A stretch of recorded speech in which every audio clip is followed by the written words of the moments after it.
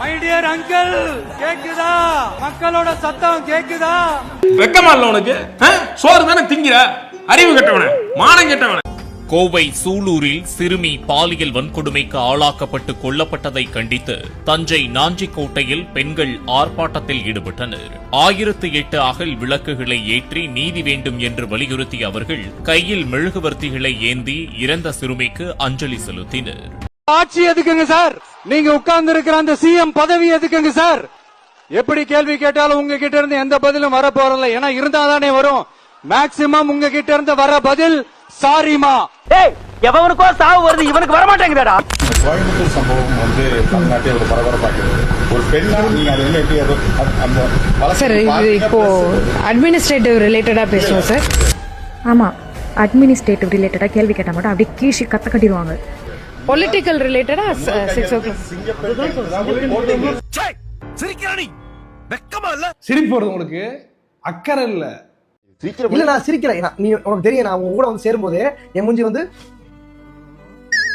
நான் சிரிச்ச மாதிரி தான் இருப்பேன். நான் சிரிச்ச என் மூஞ்சி அப்படி என்னடா அது கஷ்டப்படமா இல்லையா? ஆனா ரூசு பழைய மூஞ்சியா சிரிச்ச மூஞ்சி பாரு எரிச்சலாக்கா. ஒண்ணு இல்ல, எங்க வீட்டுல பாடி செத்துச்சு. உடனே எப்படி தெரியுமா இதே ஓட்டு கேட்கும் போது காஞ்சனா உள்ள இறங்கியிருப்பாங்க இந்த மேடத்துக்கு. கீர்த்தனாவா காஞ்சனாவும் தெரியாது. கத்திரிக்கே தயவு செஞ்சு பெண்களே தாய்மார்களே கத்திரிங்க இல்ல. ஒரு முறை ஒரே ஒரு மெசேஜ் போட்டு போடுங்க. அவங்களுக்கு இந்த பெண்களா யாரை காமிக்கிறோம்? நீ பாக்குறதுல பிசாரம் போட்டுருக்க. நானு பொலிட்டிக்கல் ரிலேட்டடா கேட்கிறேன். பாலியல் சம்பந்தமா நடந்திருக்கிறதுனால ஒரு பெண் என்ற முறை நீங்க அந்த வழக்கை எப்படி பாக்குறீங்க? அதுக்கு என்ன மாதிரியான நடவடிக்கை எடுத்துருக்கீங்க உங்க அரசு? தலைவர் என்ன முடிவு எடுத்தாலும் கரெக்டா இருக்கும். ராஜேந்தர் டிஃபன் சொல்லுங்க.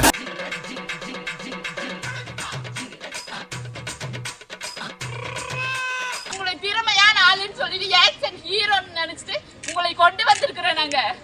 நீங்க படத்துல காமிக்கிற மாதிரி எல்லாம் இங்க காமிக்கணும். அதுக்குதான் எங்களுக்கு நீதி வேணும். ஒரு பிரிட்ஜ் கீழே போய் பாருங்க, சும்மா போய் பாருங்க.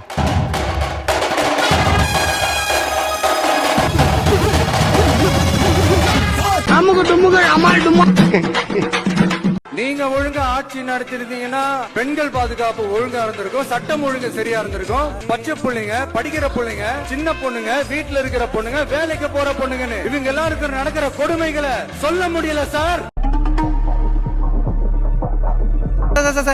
நான் லாயர் இல்ல, டீ கடை ஞாயிறு. கோட் எல்லாம் போட்டிருக்கா, குளிருக்கு போட்டிருக்கு சார். நீங்க வேற tea coffee coffee tea tea coffee.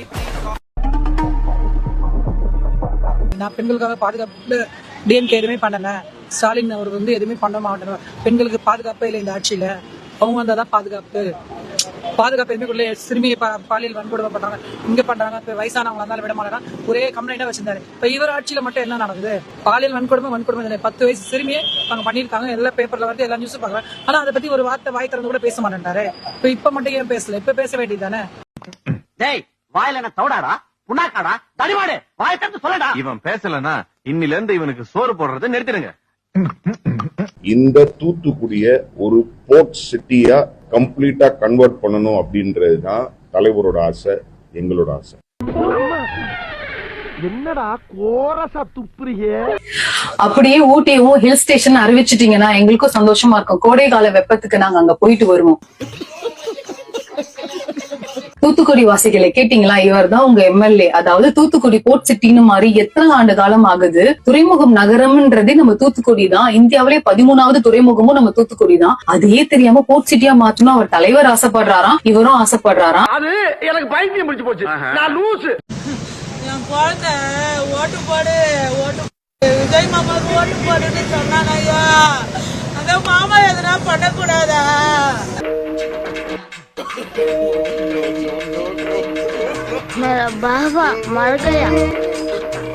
ஐயா ஏதாவது பண்ணி என் புள்ளைய கண்டுபிடிச்சு கொடுக்க கூடாதா? ஏன்பா எல்லாருமே சேர்ந்து ஒருத்திட்டீங்க? வாயை திறந்து சொல்ற தண்டச்சோறு. மனுஷன் டென்ஷன் ஆகுது. வாயில என்ன கொள்ளட்டையா? It's a very sensitive case And I think we, as a department, we have to approach it with a lot of sensitivity. எப்படிங்க மேடம் திரும்ப சொல்லுங்க எப்படி we have to approach it with the sensitivity எப்படி இந்த சென்சிட்டிவிட்டியா madam இந்த இருக்கு பாருங்க அந்த சென்சிட்டிவிட்டி அந்த மேடம் சொன்ன சென்சிட்டிவிட்டி அது ஒரு பக்கம் இருக்கட்டா அடுத்து பாருங்க We have to. உடல்ல வந்து காயங்கள் அதிகமா இருந்தது கை கால திருப்பி வைக்கப்பட்டிருந்தாங்க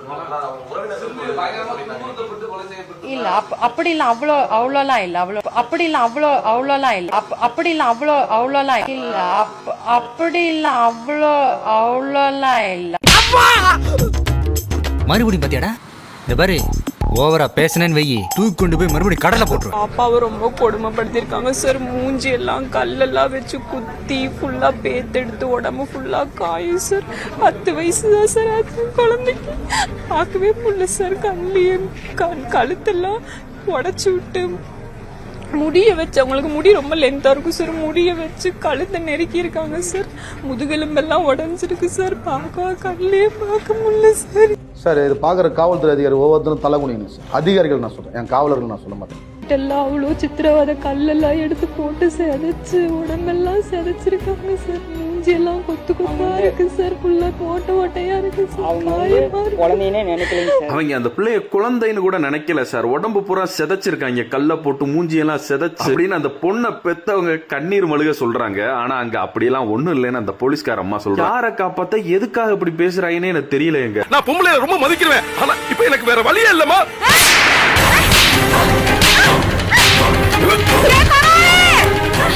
வயது குழந்தைய பாலியல் வன்கொடுமை பண்ணி செதைச்சு கொலை பண்ணி வீசி எரிஞ்சிட்டு போயிருக்காங்க. அதை பத்தி காவல் தலைமை அதிகாரிகள்ட்ட பேட்டி எடுத்துக்கிட்டு இருக்கும் போது அந்த நேரத்துல சிரிப்பு வருமா அவங்க? இதே அவங்க உடல் மொழி சரியில்லை, அவங்க சிரிக்கிறாங்க.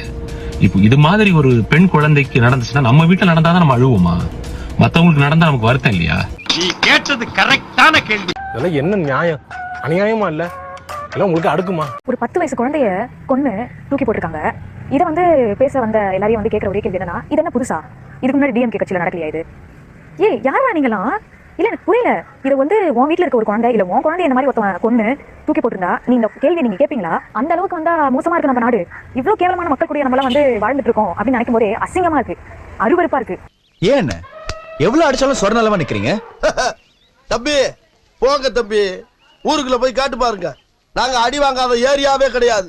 எவ்வளவு அடி வாங்கினாலும் சத்தமே வராது, ஓடுனது கிடையாது. நீ என்னமோ 2 அடி அடிச்சுட்டு பெருசா பீத்துற. கோவை பாலியல் வழக்கு பத்தி என்ன நினைக்கிறீங்க அப்படின்னு சொல்லி பத்திரிகையாளர்கள் வந்து திரு முதல்வர் விஜய் இருக்காரு, அவர்கிட்ட வந்து கேள்வி கேட்கறாங்க. ஆனா அதுக்கு பதில் சொல்லாம என்ன பண்றாரு அப்படின்னு சொல்லி பாத்தீங்கன்னா பயந்து வந்து தெரிச்சு ஓடுறாருங்க. பொறு ஏதோ பத்திரிக்கை பார்த்தா புளிய பார்த்த மாதிரி வந்து ஓடுறாருங்க. எங்க மோடிஜி கூட இவ்வளவு ஃபாஸ்டா வந்து எதுவுமே ஓடுனது இல்ல, ரொம்ப கேஷுவலா தான் போவாரு. இவர் பயந்து போய் தெரிக்க ஓடுறாரு. இவர்தான் முதலமைச்சர் அப்படின்றதே ஒரு ஞாபகம் இருக்கா அப்படின்னு சொல்லி எனக்கு தெரியல. ஏங்க இப்பயே பார்த்த மாதிரி இப்படி பயப்படுறீங்க? பிரச பார்த்தா வந்து நீங்க தானே குட்டி நண்பா எனக்கு ஓட்டு போடுங்கன்னு சொல்லி அப்படி வாய்க்கிலேயே பாட்டெல்லாம் பாடி வந்து ஓட்டு கேட்டீங்க. இன்னைக்கு ஒரு சின்ன குழந்தைக்கு பிரச்சனை, கோவையில் இவ்வளவு பெரிய பாலியல் வன்கொடுமை வழக்கு வந்து நடந்திருக்கு. பொறுப்பேற்றுக்க வேண்டியது நீங்க தான். உள்துறை உங்க கட்டுப்பாட்டுல தான் இருக்கு, போலீஸ் உங்க கட்டுப்பாட்டுல தான் இருக்கு. உங்களை தானே கேள்வி கேட்பாங்க. நீங்க தானே நாட்டோட முதலமைச்சர். நீ கேட்ட ஒவ்வொரு கேள்வி என்ன செருப்பால அடிச்ச மாதிரி இருக்குடா. மாதிரி இல்ல, உண்மையிலே செருப்பால தான் அடிச்சேன். சரி ஃபீல் பண்ணாத. இந்த மாதிரி விஷயம் வந்து எதிர்பாராது நிகழ்ந்து போச்சு. ஆனா இனிமே இந்த மாதிரி நிகழாம வந்து காவல்துறையினர் பாத்துக்குவாங்க. நானும் வந்து கண்டிப்பா சீரியஸான ஆக்ஷன் எடுக்கிறேன் அப்படின்னு சொல்லிட்டு பேசாம போயிட்டே இருக்க வேண்டியதானே. இதை சொல்லக்கூடிய உங்களுக்கு வராது. இதுக்குமா துண்டு பேப்பர் கையில வேணும் உங்களுக்கு வந்து? பாசத்துக்கு முன்னாடி தான் நான் பனி, முன்னாடி நான் புலி. ஒரு பிரச்சனையே ஃபேஸ் பண்ண பயப்படுறீங்க. அவ்வளவு பெரிய பாசிச பாஜக எப்படிங்க ஃபேஸ் பண்ண போறீங்க? No problem. கோவையில் பாலியல் வன்கொடுமை செய்யப்பட்டு கொலை செய்யப்பட்ட சிறுமியின் பெற்றோரிடம் தொலைபேசியில் பேசிய முதலமைச்சர் விஜய். ஒரு வீடியோ காலில் வரக்கூடிய தலைவர் அல்ல மாதேஷ், வீட்டிற்கே வரக்கூடிய தலைவர். இங்க வா. ஐயா யாருக்காரப்பே அனாலிசிஸ் பண்றப்போ கரண்ட் கட் ஆயிடுச்சு. 4 பேர் செத்தே போயிட்டாங்க. கேவலம் அங்க ஒரு பவர் பேக்கப் கூட இல்ல. மக்கள் எப்படி போறா உங்களுக்கு என்னங்க? தேர்தல் பரப்புல வாய்க்கிலேயே பேசுறீங்கல்ல, இந்த விஜய் வருவான் மாத்துவான் கிழிப்பான்னு என்னத மாத்துறீங்க நீங்க? நீட் தேர்வு குளறுபடி எங்க போச்சு உங்க வாய்? 2 நாள் என்ன மௌன விரதமா? சொல்றேன். ஏய் என்னடா விளையாட்டு காமிச்சிட்டு அடிச்சா சிலுவா கிழிஞ்சு சொன்னாங்க. சொன்னா மட்டும் போதுமா? எப்படி செயல்படுத்துவீங்க? நாங்க என்ன வாயிலேயே வடை சுடுறதுக்கு டிஎம்கேவா? டிவிகேடா? ஏதோ ஒரு நடிகர்ன்ற பேர்ல மட்டும்தான் அவருக்கு அந்த ஓட்டு விழுந்ததே தவிர மத்தபடி அவர் என்ன நன்மை செஞ்சிருக்காரு? மக்களை பார்த்திருக்காரா? மக்களை நேரடியா சந்திச்சிருக்காரா? இல்ல அவங்களோட குறைகளை கேட்டிருக்காரா? ஒண்ணுமே கிடையாது. மாட்னாடா மானஸ்த. தேர்தல் பரப்புரையில வாழ்க்கையிலேயே பேசின மாண்புமிகு தமிழ்நாட்டினுடைய முதலமைச்சர் வாய் திறந்து பேசுங்க. வாயில புண்ணு ஒண்ணும் கிடையாது. ஒரு உள்ளாட்சி தேர்தலில் கூட ஒரு கவுன்சிலர் கூட நின்னாத ஒருத்தருக்கு போட்டிருக்காங்கன்னா ஒரு நடிகர் என்ற ஒரு முகம் மட்டும்தான் அவருக்கு தெரிஞ்சு போட்டிருக்காங்க. மற்றபடி அந்த கட்சி தலைவர் வந்து அவர் எப்படி ஆட்சி புரிய போறாருன்றது அவரால் கட்டாயமா பண்ண முடியாது. இதெல்லாம் எப்படின்னு எல்லாம் தொலைநோக்கு பார்வையோட போகணும்டா. உதயநிதி ஸ்டாலின் இருக்காரு, ஸ்டாலின் சாரோட பையன், அவரு 2 காலை தூக்கி நம்ம 2 கண்ணில் வச்சுக்கணும், அந்த அளவுக்கு செஞ்சிருக்காரு. சும்மா சொல்லக்கூடாது. நைட்டு 1:30 மணிக்கு இங்க மழை, ஐசோஸ் பள்ளிவாசல்ல வந்தாரு. தூக்கத்தை விட்டு, பசியை விட்டு, பொண்டாட்டி பிள்ளைங்களை விட்டு, வீடு வாசல் விட்டு, குடும்பத்தை விட்டு வந்தாரு. நேரம் வந்து குச்சி விட்டு குத்தி எல்லாம் தண்ணியை கிளியர் பண்ணி விட்டு விடிய காலத்துல 5 மணி தான் போனாரு. இந்த வீடியோ உங்களுக்கு பிடிச்சிருந்தா கண்டிப்பா லைக் பண்ண மறக்காதீங்க. அப்படியே உங்க நண்பர்களுக்கும் ஷேர் பண்ணுங்க. நீங்க பண்ற ஒவ்வொரு லைக்கும் தான் இந்த வீடியோவை மற்ற நண்பர்களுக்கும் கொண்டு போய் சேர்க்கும். மறக்காம சப்ஸ்கிரைப் பண்ணுங்க. உங்க கருத்துக்களையும் கமெண்ட் பாக்ஸ்ல பதிவு பண்ணுங்க.